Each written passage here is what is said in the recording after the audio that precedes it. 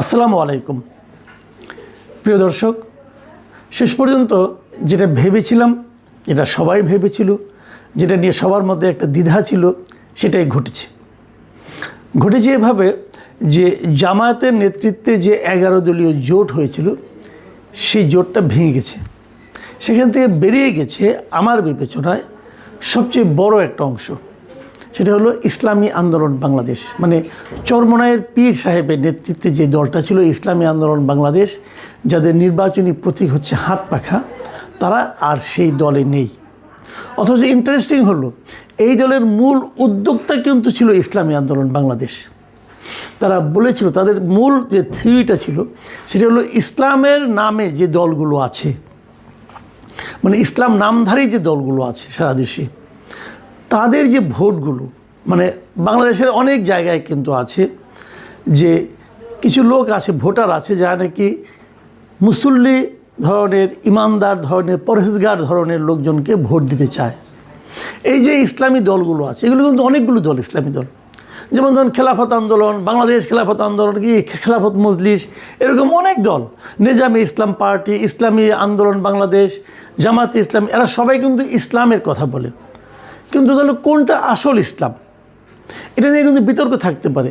আপনি জীবনেও মিলাতে পারবেন না যে কোনটা আসল ইসলাম। সবারই নিজ নিজ কিছু যুক্তি আছে।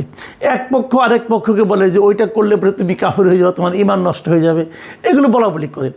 কিন্তু এত তাত্ত্বিক আলোচনা না যেয়েও এটুকু আপনি বলতেই পারেন যে দেশে একটা বড় অংশের ভোটার আছেন যারা এত তাত্ত্বিক আলোচনা বুঝতে চায় না। তারা কেবল বুঝতে চায় যে কোন দলগুলোর নামে ইসলাম শব্দটা আছে, এবং তারা মনে করে তারা ইসলামকে আরও সুদৃঢ়ভাবে প্রতিষ্ঠার জন্য অথবা রাষ্ট্রীয়ভাবে ইসলামী শাসন কায়েমের জন্য তারা হয়তো বা কাজ করছে। এই একটা ধারণা থেকে তারা ইসলামী দলগুলোকে ভোট দেয়। এখন যদি এই 7-8টা ইসলামী দল আলাদা আলাদা প্রতীক নিয়ে আলাদা আলাদাভাবে নির্বাচন করে, তখন যে লোকেরা ইসলামী দলকে ভোট দিতে চায় তাদের ভোটগুলো কিন্তু ভাগ হয়ে যায়। এই জিনিসটাকে মাথায় রেখে, এই চিন্তাটাকে মাথায় রেখেই তারা ওয়ান বক্স পলিসি করেছিল। যে তারা বলেছিল যে ইসলামকে ভালোবেসে যারা ভোট দেয়, প্রকৃত পরহেজগার লোকদেরকে যারা ভোট দিতে চায়, সৎ লোককে যারা ভোট দিতে চায়, সেই ভোটগুলো যেন ভাগ না হয়, সেই ভোটগুলো যেন একটা বাক্সে পড়ে। এই ছিল তাদের থিওরি। এবং এই থিওরি যখন যে তারা অগ্রসর হলো, তখন অনেকেই ভেবেছিলেন যে এটা হয়তো একটা বড় এবং শক্তিশালী জোট হবে, অন্ততপক্ষে ভোটের বিচারে। সেভাবেই চলছিল। কিন্তু এর মধ্যে নতুন আরও 3টা দল যোগ দিল। প্রথমে ছিল 5টা দল। প্রথম 5টা দলের মধ্যে কিন্তু জামাতে ইসলাম ছিল না, জামাতে ইসলাম পরে এসে যোগ দিয়েছে। জামাত ছিল 6 নাম্বার দল, তারপরে আরও 2টো 8টা, তারপরে আসলো 3টা। এখন এইখানে কিন্তু কতগুলি বিরোধ তৈরি হওয়া শুরু হলো। যখন 3টা আসলো, নতুন 3টা আসলো, এরা কে কে আসলো? এনসিপি, আর একটা এবি পার্টি, আর একটা এলডিপি। এলডিপি হলো অলি আহমেদ সাহেবের দল, যারা নাকি সারা জীবন এই জামাত ইসলামকে গালাগালি করেছে, তারা এলেন। এখন এই বিষয়টা নিয়ে কিন্তু ইসলামী আন্দোলন হ্যাপি ছিল না। আনহ্যাপি হলেও সিট ভাগাভাগি নিয়ে আমরা দৃশ্য তো দেখেছি যে ইসলামী আন্দোলন চেয়েছে 50টা, তাদেরকে অফার করা হয়েছে 45টা অথবা 40টা। এটা নিয়ে ঘাপটা, এটা নিয়ে টানাটা। কিন্তু আমি যতটুকু জানি, আমি বিভিন্নভাবে বিভিন্ন সোর্স থেকে, এবং সব দলিতে কিছু লোকজন পরিচিত আছে, ভেতরে যে কথাটা আমি শুনেছি সেটা একটু শেয়ার করতে চাই। সেটা হলো, ইসলামী আন্দোলন কোনো অবস্থাতেই জামাতে ইসলামকে 150 আসন দিতে চায়নি। ইসলামী আন্দোলনের প্রথম বক্তব্যটা ছিল জামাতে ইসলামের মনোনয়নের সংখ্যা, মানে যতগুলি আসনে তারা মনোনয়ন দেবে, সেই সংখ্যাটা যেন 150-র চেয়ে কম হয়। মানে যা নমিনেশন দিল, যদি সবগুলিও পাস করে যায়, তাও যেন জামাতের এমপির সংখ্যা 150 না হয়। এই ছিল ইসলামী আন্দোলনের মূল বক্তব্য। এটা ভুলও হতে পারে, কিন্তু আমি এটা একদম কনফার্ম হয়ে বলছি না, কিন্তু এরকম কথা আমি শুনেছি। কারণ তাদের বক্তব্য হলো যে যদি জামাতে ইসলাম নিজেই পুরো অন্যদের চেয়ে বেশি হয়ে যায় সবগুলোর চেয়ে, তাহলে সেটা পরবর্তী সময়ে জামাত যে ইসলামের প্রচারণা চালায়, জামাত যে ইসলামের কথা বলে, তার সঙ্গে ইসলামী আন্দোলন এবং অন্যান্য এই দলগুলোর এক ধরনের বিরোধ তৈরি হতে পারে। এটা ছিল মূল ইস্যু, এবং এই ইস্যুটা কখনোই জামাতের পক্ষে মানা সম্ভব নয়, এবং যে কারণে এটা শেষ পর্যন্ত কিন্তু ম্যানেজ হয়নি। ইসলামী আন্দোলন এখন একা ইলেকশন করছে।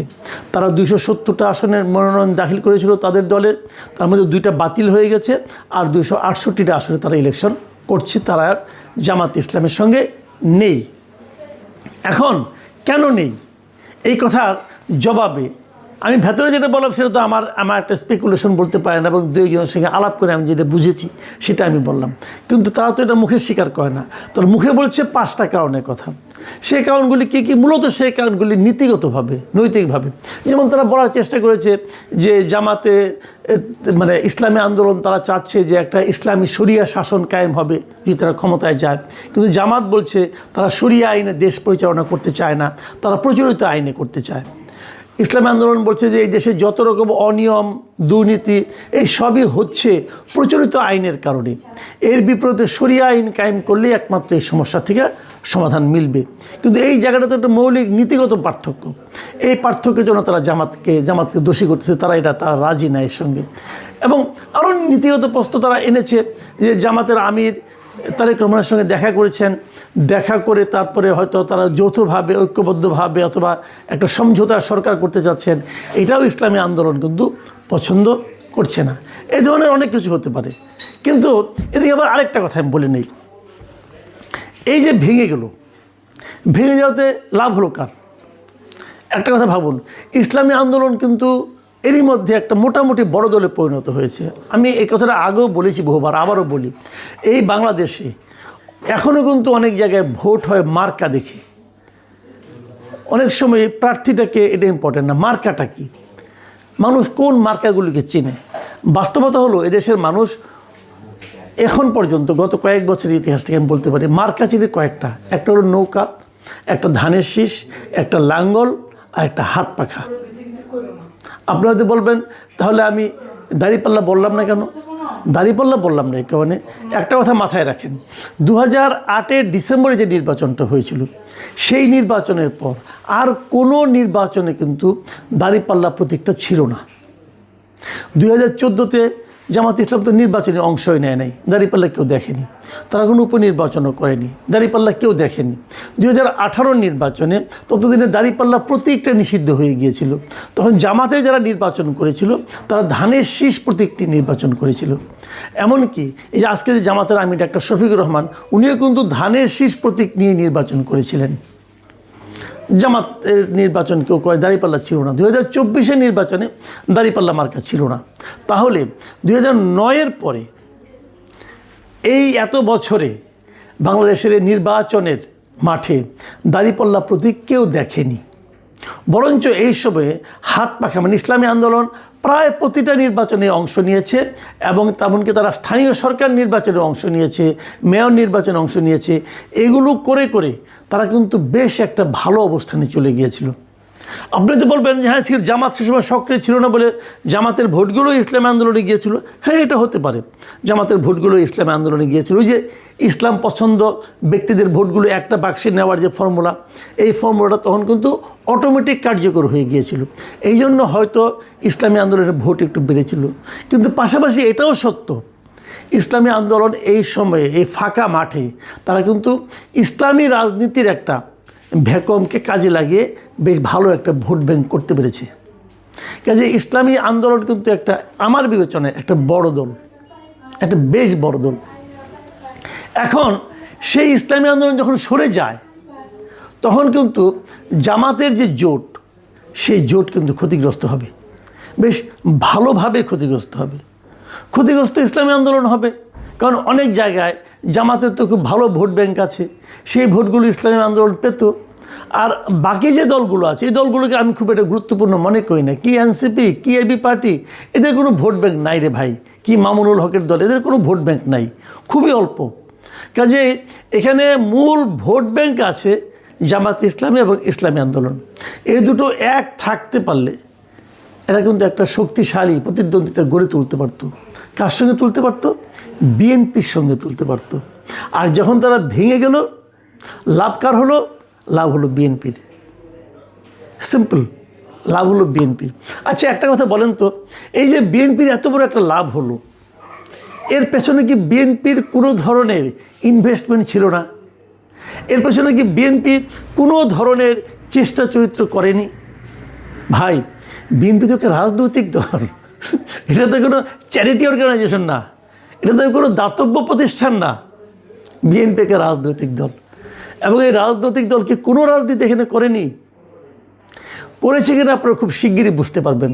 অনেকে তো এমনও বলা বলি করছেন যে ইসলামী আন্দোলনে বেশ কিছু প্রার্থী এখন দেখবেন বের হয়ে আসবে, সেই জায়গাগুলোতে বিএনপির প্রার্থীর দুর্বলতার কারণে অথবা নিষ্ক্রিয়তার কারণে।